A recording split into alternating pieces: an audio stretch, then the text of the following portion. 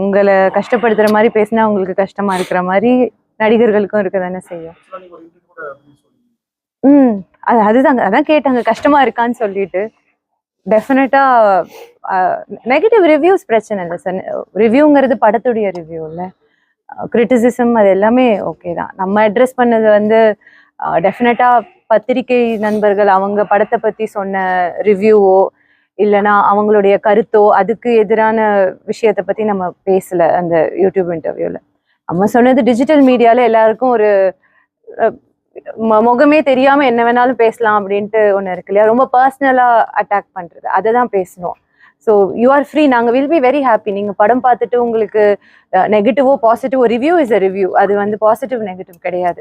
உங்ககிட்ட இருந்து என்ன கருத்து வருதோ அதை நம்ம ஏத்துக்கிட்டோம் அப்படின்னா தான் அதை சரி செஞ்சுக்கிட்டு அடுத்து வளர முடியும். அதனால அது நம்மள மாதிரி உங்களை மாதிரி பத்திரிகை நண்பர்கள்